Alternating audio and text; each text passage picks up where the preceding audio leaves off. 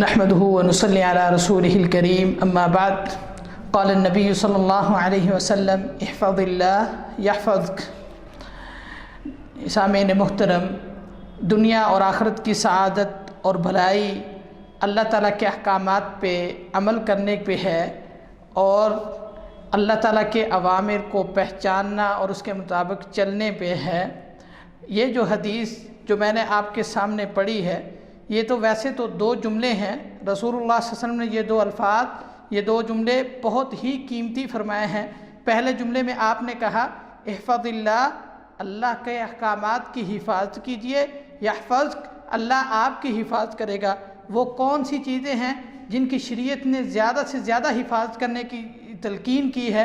ان میں سے ایک چیز جو ہے وہ نماز ہے۔ جس طرح اللہ تعالیٰ نے قرآن مجید میں فرمایا حافظوا علی الصلوات والصلاة الوسطی وقوموا للہ قانتین، تم تمام نمازوں کی حفاظت کرو اور خاص طور پہ درمیانی نماز کی حفاظت کرو۔ اور اسی طرح اللہ تعالیٰ نے مومنوں کا تذکرہ کرتے ہوئے فرمایا الذین هم علی صلواتہم یحافظون، مومن وہ ہوتے ہیں جو اپنی نمازوں کی حفاظت کرتے ہیں۔ حدیث میں آیا، رسول اللہ صلی اللہ علیہ وسلم نے فرمایا کہ جو بندہ نماز کی حفاظت کرتا ہے، یہ نماز کل کو انسان کے لیے روشنی کا باعث ہوگی، دلیل ہوگی، اور کل کو جو ہے نجات کا ذریعہ ہوگی۔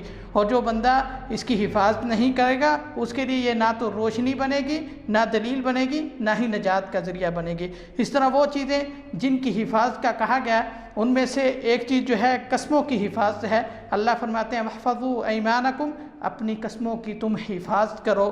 اللہ اکبر۔ آج کل کیا ہوتا ہے، لوگ، ہر بندہ جو ہے چھوٹی سی بات پہ اللہ کی قسم اٹھا دیتا ہے، حالانکہ انسان کو چاہیے کہ اتنی جلدی نہ کرے قسم اٹھانے میں۔ قسم جب بھی اٹھانی ہو تو انسان کو چاہیے کہ انسان 100% یقین پہ ہو اور بہت احتیاط سے قسم اٹھائے۔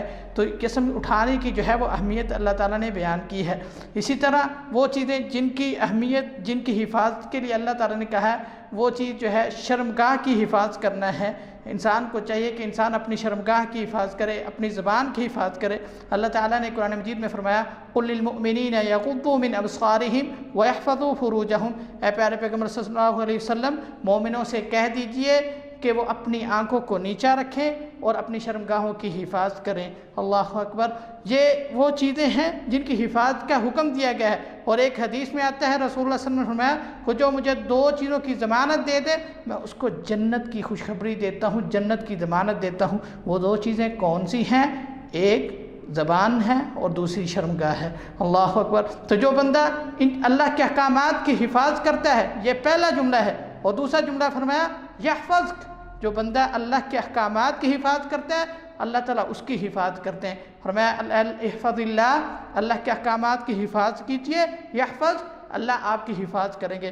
جو انسان اللہ کے احکامات کی حفاظت کرتا ہے، اللہ تعالیٰ اس کے اہل کی، اس کی جان کی، اس کے مال کی، اس کی ہر چیز کی حفاظت کرتے ہیں۔ اس انسان کی حفاظت دنیا میں بھی ہوتی ہے، اس کی حفاظت آخرت میں بھی ہوتی ہے۔ احفظ اللہ یحفظ، آپ اللہ کے احکامات کی حفاظت کریں، اللہ آپ کی حفاظت کرے گا۔ اللہ تعالیٰ سے دعا ہے کہ اللہ ہمیں عمل کرنے کی توفیق عطا فرمائے۔ سبحان ربک رب العزۃ عما یصفون وسلام علی المرسلین والحمد للہ رب العالمین۔